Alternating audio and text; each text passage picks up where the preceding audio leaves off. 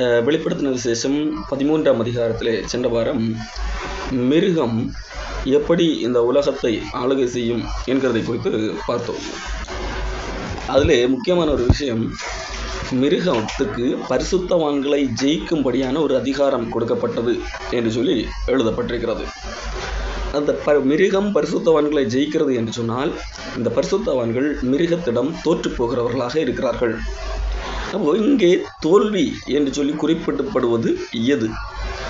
பரிசுத்தவான்களை இந்த மிருகத்திற்கு கொல்வதற்கு ஒரு அதிகாரம் இருக்கிறது, அல்லது பரிசுத்தவான்களை உபத்திரவப்படுவதற்கு அதிகாரம் இருக்கிறது. காரணம் என்ன?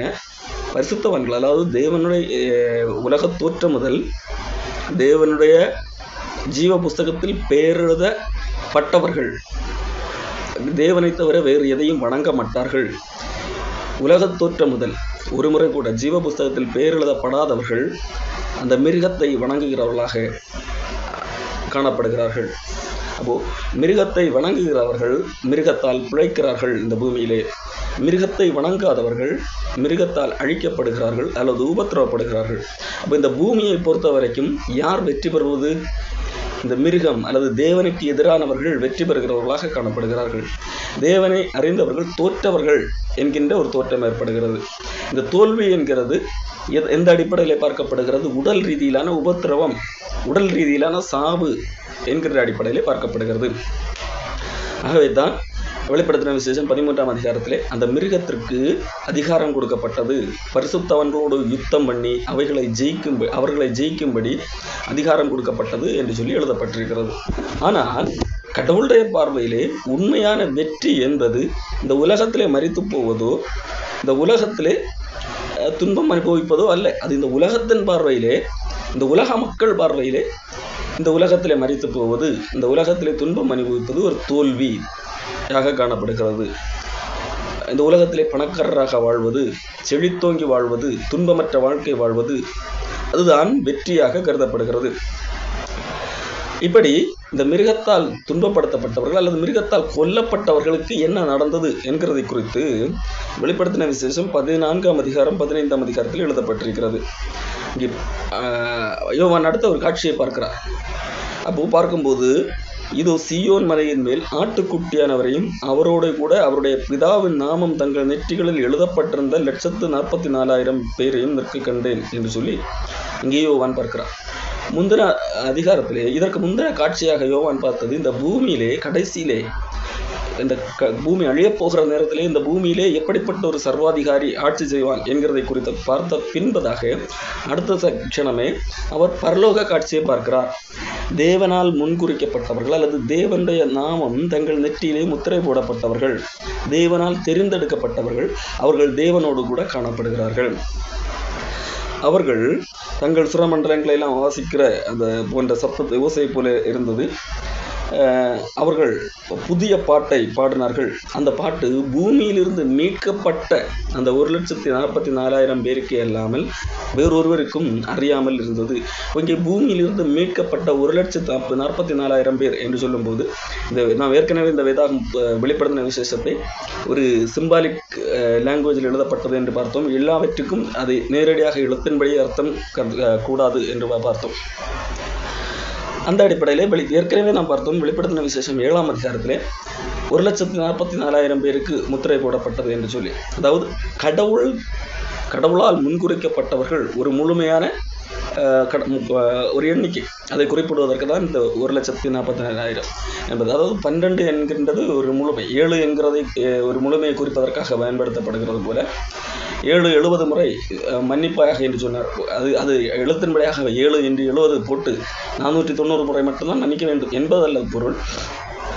எண்ணிலடங்கா முறை மன்னிக்க வேண்டும் என்கிறது தான் அதனுடைய பொருள். அதே போல இங்கே 12 என்று மல்டிப்ளிகேஷன் 12 × 12 144. அதே போல 12,000 மல்டிப்ளிகேஷன் தான் 1,44,000. அப்போது அது எதை காட்டுகிறது? ஒரு கடவுள் தெரிந்தெடுக்கின்ற, கடவுளால் நீ தெரிந்து கொள்ளப்பட்ட ஒட்டுமொத்த ஒரு முழுமையான மக்கள் கூட்டம். அப்போது அவர்கள் அத்தனை பேரும் ஒருவரும் விட்டு போகாமல், தேவனால் முத்திரை போடப்பட்டவர்கள், தேவனால் தெரிந்து கொள்ளப்பட்டவர்கள், தேவனால் ரட்சிக்கப்பட்டவர்கள், ஒருவரும் விட்டு போகாமல் எல்லாரும் தேவனுக்கு முன்பாக நிற்கிறவர்களாக காணப்படுகிறார்கள். அதை குறிப்பதற்காகத்தான் அந்த எண்ணெய் இல்லாமல் அதை எழுத்தின்படியாக எடுத்துக்கொள்வதற்கு அல்ல. சரி, அவர்கள் என்ன பாட்டை, புதிய பாட்டை பாடினார்கள்? வேறு பூமியிலிருந்து மீட்கப்பட்ட இவர்களுக்கு தெரிந்ததை இல்லாமல் வேறு ஒருவருக்கும் தெரியவில்லை. அப்போ கடவுளால் மீட்கப்பட்டவர்களுக்கு மட்டுமே சில பாடல்கள் புரியும் அல்லது தெரியும். இந்த பாடல் என்ன என்று சொல்லி அடுத்த அதிகாரத்திலே யோவான் பார்க்கும்போது அது வேறொரு காட்சியாக பார்க்கிறார். இதே காட்சியை தான் வேறொரு வடிவத்திலே பார்க்கும்போது அங்கே சொல்லுகிறார். அந்த இடத்துல மக்கள் எல்லாரும் அக்கினி கலந்த கண்ணாடி கடலுக்கு முன்பாக நிற்கிறது போல யோவான் பார்க்கிறார். அவர்களை குறித்து வேதாகமம் சொல்லுகிற காரியம், அவர்கள் மிருகத்தின் முத்திரைக்கும் அது நாமத்தின் இலக்கத்திற்கும் உள்ளாகாமல் ஜெயம் கொண்டவர்கள் என்று சொல்லி நாம் ஏற்கனவே வெளிப்படுத்தின விசேஷம் 13ஆம் அதிகாரத்திலே பார்த்தோம். மிருகத்துக்கு முன்பாக இவர்கள் தோற்று போனார்கள், அல்லது மிருகம் ஜெயித்தது, மிருகத்துக்கு அதிகாரம் ஜெயிக்கும்படியாக அதிகாரம் கொடுக்கப்பட்டது என்று சொல்லி, அப்போ அங்கே ஜெயித்தது மிருகம் என்று சொல்லி பார்த்தோம். ஆனால் அந்த மிருகத்தில் தோற்று போனவர்கள், மிருகத்துக்கு முன்பாக தோற்ற பரிசுத்தவான்கள், ரட்சிக்கப்பட்டவர்கள், கிறிஸ்தவர்கள், அவர்களை குறித்து இங்கே சொல்லுகிறது இவர்கள் தான் உண்மையிலே ஜெயித்தவர்கள் என்று சொல்லி. ஏன்? இவர்கள் மிருகத்தை வணங்கவில்லை. மிருகத்தை வணங்காததனால் மிருகத்தினுடைய முத்திரையையோ மிருகத்தினுடைய பெயரையோ அல்லது அந்த மிருகத்தினுடைய அந்த நியூமராலஜியோ இவர்கள் பெற்றுக்கொள்ளவில்லை. அப்போ அதுதான் ஜெயம் என்று சொல்லி இங்கே வேதாகமும் சொல்லுகிறது. அப்போ கடவுளுடைய பார்வையிலே ஜெயம் என்பது பூமியிலே ஒரு மனிதனுடைய வாழ்க்கையிலே, சரீர பிரகாரமான வாழ்க்கையில் ஏற்படுகிற வீழ்ச்சி அல்லது மரணம், துன்பம் இவைகள் அல்ல. அவைகள் மத்தியிலும் அவர்கள் கடவுளுக்காக எப்படி நிற்கிறார்கள் என்கிறதை குறித்ததாக காணப்படுகிறது. தான் 1 யோவான் புத்தகத்திலே 5ஆம் அதிகாரத்திலே யோவான் சொல்லுகிறார், தேவனால் பிறந்தது எல்லாம் இந்த உலகத்தை ஜெயிக்கும்.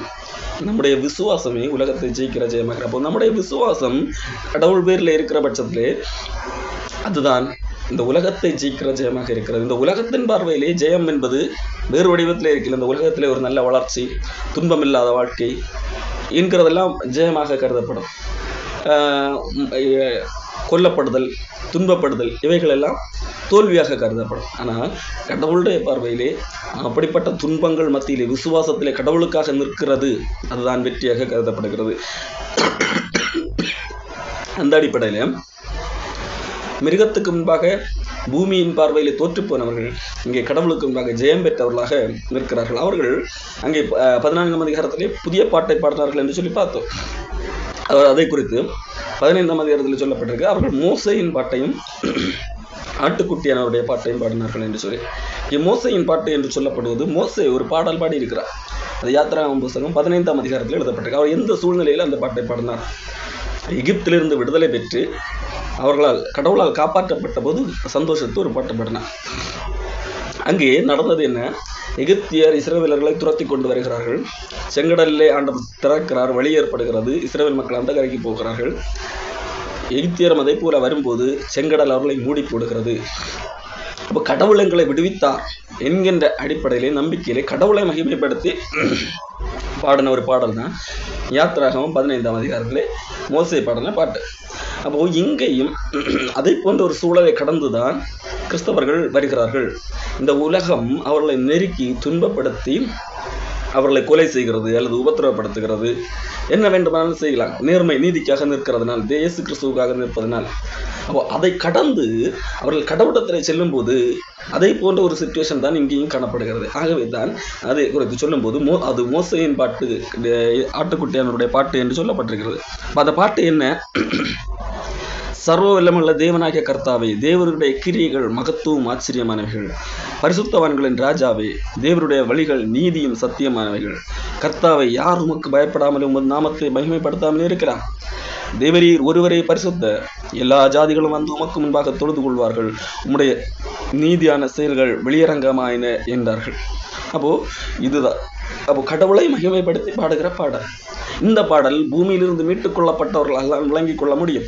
இந்த பாடலுடைய உள்ளார்ந்த அர்த்தம், மீட்கப்படாதவர்கள் கடவுளை இந்த அளவுக்கு மகிமைப்படுத்த முடியாது. காரணம், எப்படி செங்கடலிலிருந்து மீட்கப்பட்ட இஸ்ரவேல் ஜனங்களுக்கு தான் அந்த மீட்பினுடைய வேல்யூ தெரியும். காரணம் அவர்கள் கொல்லப்பட வேண்டியவர்கள். சமுத்திரம் அவர்களை கொன்றிருக்கலாம், அல்லது அந்த எகிப்தியர்கள் அவர்களை கொன்றிருக்கலாம். ஆனால் அதிலிருந்து கடவுள் அவர்களை அற்புதகரமாக காப்பாற்றி இருக்கிறார், மீட்டு இக்கரைக்கு கொண்டு வந்திருக்கிறார். அதை உணர்ந்ததனால்தான் கடவுள் எங்களை விடுவித்தார் என்று சொல்லி பாடமடிக்கிறது. மீட்டு கொண்டவர்கள் பாடின பாட்டு. அதே போல இங்கே பூமியிலிருந்து மீட்கப்பட்டவர்கள், கடவுளால் காப்பாற்றப்பட்டவர்கள், பூமியின் பார்வையிலே அவர்கள் கொல்லப்பட்டவர்கள், தோல்வியடைந்தவர்கள், உபத்திரவப்படுகிறவர்கள்.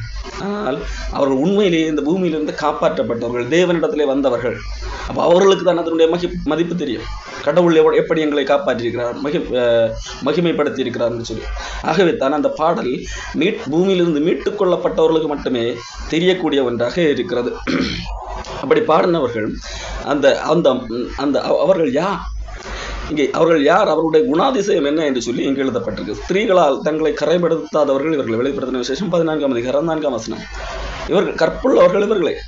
ஆட்டுக்குட்டியானவர் எங்கே போனாலும் அவரை பின்பற்றுகிறவர்கள் இவர்களே. இவர்கள் மனுஷரிலிருந்து தேவனுக்கு ஆட்டுக்குட்டியானவருக்கு முதற் பலனாக மீட்டுக் கொள்ளப்பட்டவர்கள். இவர்கள் வாயிலே கபடம் காணப்படவில்லை. இவர்கள் தேவனுடைய சிங்காசனத்துக்கு முன்பாக மாசில்லாதவர்களாக இருக்கிறார்கள். அப்போ கடவுளுக்கு முன்பாக நிற்கிறவர்கள் அவர்கள் எப்படிப்பட்ட தகுதியுடையவர்களாக இருந்தார்கள், அல்லது தேவனால் எப்படிப்பட்ட தகுதியை அடைந்திருந்தார்கள். தேவனால் மீட்கப்பட்டது நிமித்தம், இயேசு கிறிஸ்துவை விசுவாசித்தது நிமித்தம், அவர்கள் காப்பாற்றப்பட்டது நிமித்தம் அவர்கள் வாயில் வஞ்சகம் இல்லை, கபடம் இல்லை. தேவனுக்காக மீட்கப்பட்டவர்களாக, முதற் பலனாக மீட்கப்பட்டவர்களாக இருந்தார்கள். அவர்கள் கற்புள்ளவர்களாக இருந்தார்கள், கற்பு ஒழுக்கமுடையவர்களாக இருந்தார்கள். ஸ்திரீகளால் கரைப்படுத்தப்படாதவர்களாக இருந்தார்கள். பலவித அந்நிய போதனைகளால் கரைபடாதவர்கள். பவுல் சொல்றதை போல கிறிஸ்து எனும் ஒரு புருஷனுக்கு நியமிக்கப்பட்ட கன்னிகையாக உங்களை ஒப்புவிக்க விரும்புகிறேன் என்று சொன்னார்கள். அப்படிப்பட்ட நிலைமையிலே காணப்பட்டார்கள். அப்போ அது யார்? அதுதான் தேவனால் மீட்கப்பட்டவர்கள். அப்போ இந்த காட்சியை யோவான் பார்க்கிறார். அதாவது இதை பார்ப்பதற்கான காரணம், இதற்கு முந்தைய காட்சி யோவான் பார்த்தபோது அதிலே இந்த பூமியில நடக்கிற காரியங்கள் எப்படி இருக்கும்? மிருகம், கடவுளுக்கு எதிரான மிருகம் அல்லது அந்தி கிறிஸ்து அவர்கள் ஜெயிக்கிறதை போல தோற்றமளிக்கும். அவர்கள் தான் வெற்றி பெறுகிறதை போன்ற ஒரு தோற்றமளிக்கும். காரணம், இந்த பூமியிலே கூட அந்தி கிறிஸ்து கடைசியிலே வருகிற, அது அவன் சர்வாதியாக இருந்தாலும் இது எல்லா காலத்திலும் காணப்படுகிற ஒன்றுதான். யோவான் சொல்லுகிறார் 1 யோவான் 4ஆம் அதிகாரத்திலே, அந்தி கிறிஸ்து வருகிறான் என்று சொல்லி நீங்கள் கேள்விப்பட்டபடி இப்பொழுது அநேக அந்தி கிறிஸ்துக்கள் இருக்கிறார்கள், ஆனால் நீங்கள் அவைகளிலிருந்து ஜெயித்தீர்கள் என்று சொல்லி. அப்போ இது என்ன தெரிகிறது? முதல் நூற்றாண்டிலிருந்து இயேசு கிறிஸ்துடைய வருகை வரைக்கும் இதே போன்ற சம்பவங்கள் நடக்கும். ஆனால் இயேசு கிறிஸ்துவ அந்த வருகை ஒட்டிய காரியங்களிலே அதிக அளவிலே நடக்கும். பெரும்பான்மையான மக்கள் கடவுளுக்கு விரோதமாக காணப்படுவார்கள். கடவுளுக்காக காணப்படுகிற அநேகர் அல்ல, எல்லாரும் துன்பப்படுகிறவர்களாக இருப்பார்கள். இதற்கு முன்பே காலகட்டத்திலே இந்த எண்ணிக்கை குறைவாக இருக்கும். ஆனால் இதே போன்ற சம்பவங்கள் நடக்கிறதாகத்தான் இருக்கும். ஆனால் அந்த கடைசி காலம் என்பது இதுவரைக்கும் சம்பவித்திராத அளவிற்கு கொடூரமாகவும் அதிக அளவிலும் இருக்கும். அப்போ அதனுடைய பொருள் அந்த கடைசியிலே மட்டும்தான் இதே போன்ற சம்பவம் நடக்கும் என்பதல்ல. முதல் நூற்றாண்டிலே எல்லா அப்போஸ்தலர்களும் யோவானை தவிர கொல்லப்பட்டார்கள். அடுத்து இயேசு கிறிஸ்துவை ஏற்றுக்கொண்டது நிமித்தம் அநேகர், அல்லது இயேசு கிறிஸ்துவ சுவிசேஷத்தை சொல்ல புறப்பட்ட மிஷனரிமார்கள் அநேகர் கொல்லப்பட்டார்கள், துன்புறுத்தப்பட்டார்கள். ஏன்? மதத்தை பிடித்து தொங்கிக் கொண்டிருக்கிற கத்தோலிக்கர்களால் அந்த உண்மையான சத்தியத்தை அறிந்து கொண்டவர்கள் தவறான கள்ளப்போதனைக்கு எதிராக நின்றபோது, அல்லது வேதாகமம் எல்லா மக்களுக்கும் சென்றடைய வேண்டும் என்று சொல்லி கடவுளுக்காக நின்றபோது அவர்கள் கொல்லப்பட்டிருக்கிறார்கள், துன்புறுத்தப்பட்டிருக்கிறார்கள். இது எல்லா காலத்திலும் கடவுளுக்குரியவர்கள் கடவுளுக்கு எதிரானவர்களால் துன்பப்படுத்தப்படுகிறதும் கொல்லப்படுகிறதும் நடந்து கொண்டுதான் இருக்கிறது. அப்போ பூமியிலே பார்க்கும்போது அப்படி கொல்லப்படுகிறவர்கள் அல்லது துன்புறுத்தப்படுகிறவர்கள் தோற்று போனவர்களாக காட்சியளிக்கிறார்கள். ஜெயித்தவர்கள் யார்? அவர்களை கொல்லுகிறவர்களும் அவர்களை துன்பப்படுத்துகிறவர்களும் ஜெயிக்கிறவர்கள் போன்ற பிரமை ஏற்படுகிறது. ஆகவே தான் அப்படிப்பட்ட ஒரு காட்சி, அதாவது 13ஆம் அதிகாரத்தில் யோவான் கண்ட பிறகு அடுத்து உடனடியாக இல்லை, பூமியை பொறுத்த வரைக்கும் தான் அவர்கள் தோற்று போனவர்களாக கருதப்படலாம், ஆனால் உண்மையில் அவர்கள் தான் ஜெயித்தவர்கள், அவர்கள் தான் கடவுளுக்கு முன்பாக நிற்கிறவர்களாக இருக்கிறார்கள் என்று சொல்லி யோவான் இந்த காட்சியை பார்க்க நேர்கிறது. அதன் பிறகாக ஒரு 3 வித்தியாசமான ஒரு செய்தி கொண்டு வருகிற தூதனை யோவான் பார்க்கிறான்.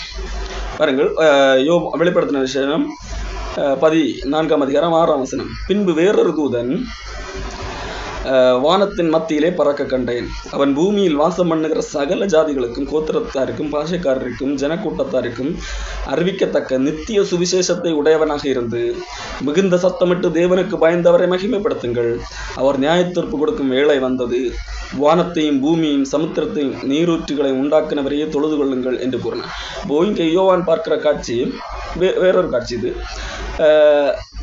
ஒரு தூதன் வந்து அவனிடத்துல நித்திய சுவிசேஷம் இருக்கிறது, அவன் தேவனை மகிமைப்படுத்துங்கள், கடவுள் நியாய தீர்ப்பு கொடுக்கிற வேளை வந்து விட்டது, இதான் கடைசி காலம் என்கிறது போன்ற ஒரு எச்சரிப்பு செய்தியையும் அதில் தப்புவதற்கான நற்செய்தியை உடையவனாகவும் இருக்கிறான்.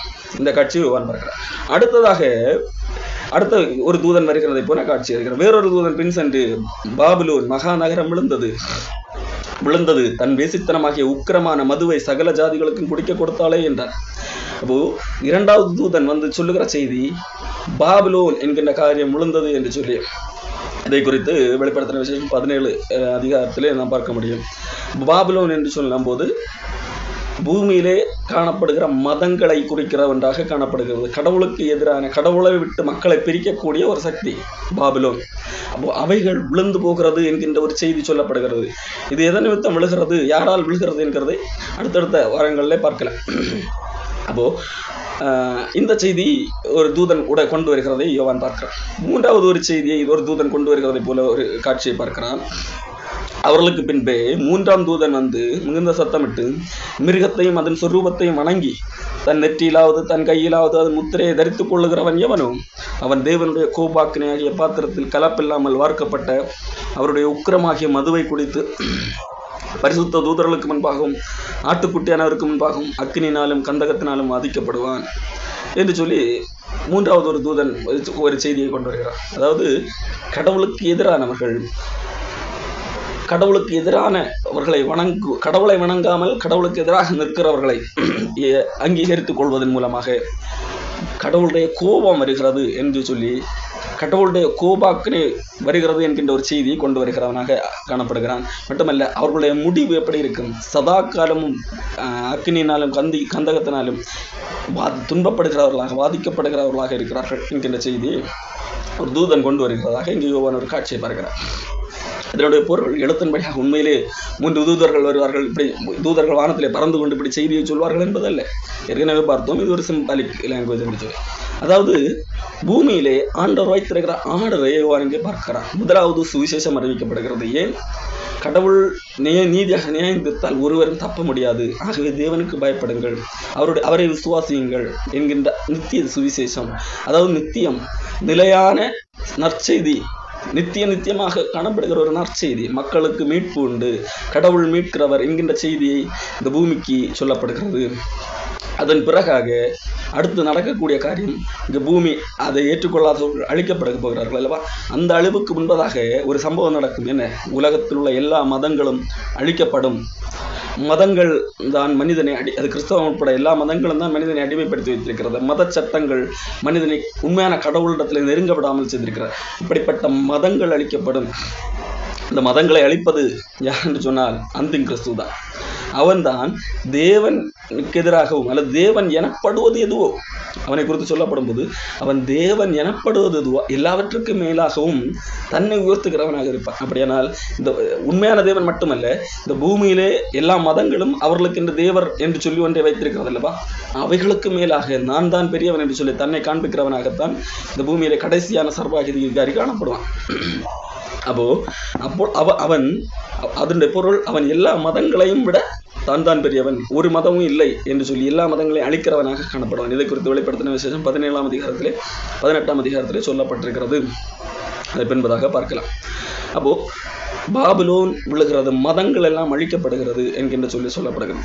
அதை தொடர்ந்து கடவுளை வணங்காமல் இந்த மிருகத்தை வணங்கி, கடவுளுக்கு எதிரானதை வணங்கி, அது நிமித்தமாக அப்படி அவர்களை வணங்குவது நிமித்தமாக மிருகத்தினுடைய முத்திரையை பெற்றுக்கொள்ள, கடவுளுடைய முத்திரை அல்ல, மிருகத்தினுடைய முத்திரையை பெற்றுக் கொள்ளுகிறவர்கள் அல்லது அவர்களுடைய பெயரை தரித்துக் கொள்ளுகிறவர்கள், இந்த பெயருடைய இலக்கத்தை தரித்துக் கொள்ளுகிறவர்கள், அவர்களுக்கு தண்டனை உண்டு.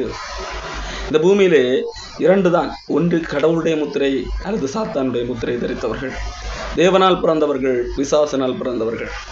தேவனால் பிறக்காத எல்லாருமே பிசாசினால் பிறந்தவர்களாக இருக்கிறார்கள். அப்படிப்பட்டவர்கள் சதா காலமும் வாதிக்கப்படுகிறவர்களாக காணப்படுகிறார்கள். இதுதான் ஆர்டர் என்று சொல்லி ஒரு 3 விதமான சம்பவங்களை யோவான் பார்க்கிறார். அதை தொடர்ந்து யோவானுக்கு ஒரு செய்தி சொல்லப்படுகிறது. பரலோகத்திலிருந்து ஒரு சத்தம் கேட்கிறது, கர்த்தருக்குள்ளாக மரிக்கிறவர்கள் அவர்கள் பாக்கியவான்கள். இது முதல் பாக்கியவான்கள். யோவான் வாழ்ந்த காலத்தில் அவருக்கு கேட்கப்படுகிற ஒரு செய்தி, கர்த்தருக்குள் மரிக்கிறவர்கள் இது முதல் பாக்கியவான்கள். காரணம், அவர்கள் இந்த பூமியிலே பட்ட பிரயாசங்கள் முடிந்து விட்டது. இப்பொழுது கர்த்தரோடு கூட ரெஸ்ட் எடுக்கிற நேரம். கர்த்தர் ரெஸ்ட் எடுத்து கொண்டிருக்கிறார், இளைப்பாறுகிறார். அவரோடு கூட இளைப்பாறுகிற ஒரு காலமாக இருக்கிறது என்று சொல்லி ஒரு சந்தோஷமான செய்தி செல்லப்படுகிறது. அவருடைய கிரியைகள், பூமியிலே கடவுளுக்காகப்பட்ட பிரயாசங்கள், கடவுளுக்காக செய்த கிரியைகள் அவர்களோடு கூட போகிறது. அதாவது கடவுள் அதை அங்கீகரிக்கிறார், பாராட்டுகிறவராக இருக்கிறார். என் ஆவியானவர் ஆம் என்று திருவுளம் பெற்றார் என்கின்ற அந்த செய்தியை பார்க்க முடிகிறது. அதன் பிறகாக யோவான் ஒரு 2 காட்சியை பார்க்கிறார். வெளிப்படுத்தின விசேஷம் 14ஆம் அதிகாரம் 14ஆம் வசனத்திலிருந்து முடியும் வரை யோவான் ஒரு 2 காட்சிகளை பார்க்கிறார். ஒன்று, வெண்மையான மேகத்தையும் அந்த மேகத்தின் மேல் மனுஷகுமாரனுக்கு ஒப்பானவராய் தமது சிரசின் மேல் பொற்கிரீடத்தையும் தமது கையிலே கரிக்குள் அறிவாளையும் உடைய ஒருவர் உட்கார்ந்திருக்கிறதை கண்டேன். இப்போ மேகத்திலே பார்க்கும்போது மனுஷகுமாரனுக்கு ஒப்பாக ஒருவர் உட்கார்ந்திருக்கிறது, கையிலே அறிவாளோடு உட்கார்ந்திருக்கிறதை பார்க்கிறார். அப்பொழுது வேறொரு தூதன் தேவாலயத்திலிருந்து புறப்பட்டு மேகத்தில் உட்கார்ந்திருக்கிறவரை நோக்கி, பூமியின் பயிர் முதிர்ந்தது, அறுக்கிறதற்கு காலம் வந்தது, ஆகையால் உம்முடைய அறிவாளை நீட்டி அறுத்துவிடும் என்று மிகுந்த சத்தமிட்டு சொன்னார். பூமியிலே பயிர்கள் எல்லாம் முதிர்ந்து விட்டது, ஆகிய அறுவடைக்கு தயாராகிவிட்டது, அறுத்துக்கொள்ளும் என்று சொல்லும்போது அறிவாளை நீட்டுகிறார். பூமியின் விளைவு அறுப்புண்டது. இது ஒரு காட்சி. அடுத்ததாக இன்னொரு காட்சியை பார்க்கிறோம். வேறொரு தூதன் கருக்குள்ள அறிவாளை பிடித்துக் கொண்டு பரலோகத்திலிருந்து தேவாலயத்திலிருந்து புறப்பட்டு வந்தான். அக்னியின் மேல் அதிகாரமுள்ள வேறொரு தூதனும் பலிபீடத்திலிருந்து புறப்பட்டு வந்து கருக்குள்ள அறிவாளை பிடித்திருக்கிறவனை நோக்கி, பூமியின் திராட்சை பழங்கள் பழுத்திருக்கிறது, கருக்குள்ள அந்த உம்முடைய அறிவாளை நீட்டி அதன் குலைகளை அறுத்து விடும் என்று சொல்ல. இப்போ முதல்ல பார்த்தோம், மனுஷகுமாரனுக்கு ஒப்பான ஒரு இடத்துல சொல்லப்படுகிறது, பூமியின் பயிர் விளைந்தது அறுத்து விடும் என்று, அது அறுக்கப்படுகிறது. அதை தொடர்ந்து திராட்சை பழங்கள் விளைந்தது, அதை அறுத்து விடும் என்று சொல்லும்போது அப்பொழுதும் அறிவாள் நீட்டி திராட்சை பழங்கள் அறுக்கப்படுகிறது. அது ஆலையிலே போட்டு மிதிக்கப்பட்டு அதிலிருந்து அந்த திராட்சை பழ சாறு வெளிவருகிறது, அது பல கிலோமீட்டர் தூரம் ஓடுகிறது என்று சொல்லி பார்க்க. இதுவும் பூமியிலே கடைசியில் நடக்கப்படுகிற ஒரு ஆர்டராக பார்க்க முடியும். என்னவென்றால், முதலாவது பயிர் என்று சொல்லும்போது கடவுளால் சேர்க்கப்படுகிற விசுவாசிகள். இந்த பூமியை ஆண்டவர் அழிக்க வரும்போது, கடவுளுடைய கோபாக்கிரி பூமியின் மேல் வரும்போது முதலாவது ஆண்டவர் செய்கிற காரியம், அவரால் தெரிந்தெடுக்கப்பட்டவர்களை தன்னிடம் சேர்த்து கொள்ளுகிறார், பூமியின் விளைவை அறுத்து கொள்ளுகிறார். இதுதான் யோவான் சொல்லுகிறார், கோதுமையை அரைத்து அவர் களஞ்சியத்திலே சேர்ப்பார், பதர்களை அக்கினியில் சுட்டரைப்பார். முதலாவது அந்த விளைவு பயிர் அறுத்து தேவனிடத்திலே சேர்க்கப்படுகிறது. அதை தொடர்ந்து திராட்சை பழம் அதுவும் அறுக்கப்படுகிறது. ஆனால் திராட்சை பழம் அறுக்கிறது எதற்காக? அவருடைய கோபாக்கினை என்னும் ஆலையில் போட்டு மிதிக்கப்படுகிறது என்று எழுதப்பட்டிருக்கிறது. மிதிக்கப்பட்ட பின்பதாக அதனுடைய இரத்தம் பல கிலோமீட்டர் தூரம் ஓடுகிறது என்று சொல்லி எழுதப்பட்டிருக்கிறது. அப்போ இங்கே நாம் பார்க்கின்ற காரியம், முதலாவது கடவுள் தன்னுடையவர்களை சேர்த்து கொள்ளுகிறார். உடனடியாகவே தேவனுடைய கோபாக்கினை என்கின்ற அந்த ஆலையிலே தேவனுக்கு எதிரானவர்கள் போட்டு மிதிக்கப்படுகிறார்கள், அழிக்கப்படுகிறார்கள் என்கின்ற செய்தியை யோவான் பார்க்கிறார். இதைத்தான் 2 தெசலோனிக்கேயர் 2ஆம் அதிகாரத்திலே 2 தெசலோனிக்கேயர் 9ஆம் அதிகாரத்திலே பவுல் அப்போஸ்தலன் சொல்லுகிறார். 6ஆம் வசனத்தில், உங்களை உபத்திரவப்படுத்துகிறவர்களுக்கு உபத்திரவத்தையும் உபத்திரவப்படுகிற உங்களுக்கு எங்களோட கூட இளைப்பாறுதலையும் பிரதிபலனாக கொடுப்பது தேவனுக்கு நீதியாக இருக்கிறது. அப்போ பூமியிலே வாழுகிற விசுவாசிகள், தேவனால் தேவனால் மீட்கப்பட்டவர்கள், அவர்கள் தேவனுக்கு எதிரானவர்களால் உபத்திரவப்படுவார்கள் என்கிறதான் நீதி. அப்போ உங்களை உபத்திரவப்படுத்துகிறவர்கள், அதாவது தேவனுக்கு எதிரானவர்கள், அவர்களுக்கு கடவுள் உபத்திரவத்தையும் கொடுப்பார். உபத்திரவப்படுகிற உங்களுக்கு எங்களோடு கூட கடவுள் இளைப்பாறுதலை கொடுப்பார். இப்படி பிரதிபலனாக கொடுப்பது தேவனுக்கு நீதியாக இருக்கிறது. சரி, இது எப்பொழுது நடக்கும் என்று சொல்லி பவுலப்போஸ்தலன் சொல்லுகிறார்.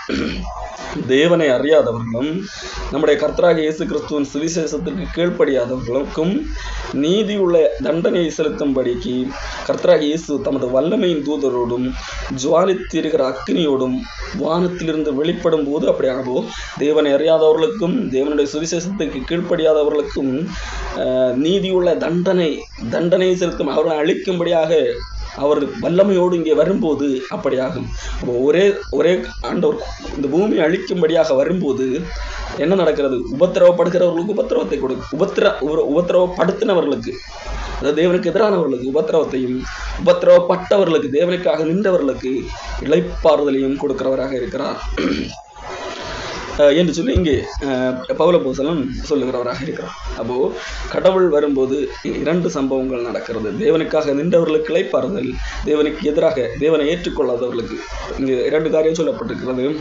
தேவனை அறியாதவர்களுக்கும் தேவனுடைய சுவிசேஷத்துக்கு கீழ்ப்படியாதவர்களுக்கும் நீதியுள்ள தண்டனை செலுத்தும்படியாக அவர் வருகிறார் சொல்லி அதைத்தான் அங்கே யோவான் சொல்லும்போது, முதலாவது பயிர் அறுக்கப்படுகிறது, அதை தொடர்ந்து உடனடியாக திராட்சை பழங்கள், அதாவது தேவனுக்கு எதிரானவர்கள் அல்லது சுவிசேஷத்துக்கு கீழ்ப்படியாதவர்கள் கோபாக்கினை என்னும் மாலைகளை போட்டு மிதிக்கப்படுகிறார்கள் என்று சொல்லி இதைத்தான் யோவானுக்கு கடவுள் பல்வேறு விதமான சிம்பாலிக் லாங்குவேஜ் மூலமாக வெளிப்படுத்தி காண்பிக்கிறார். அடுத்த வாரத்திலே அடுத்த அதிகாரத்தை குறித்து பார்க்கலாம்.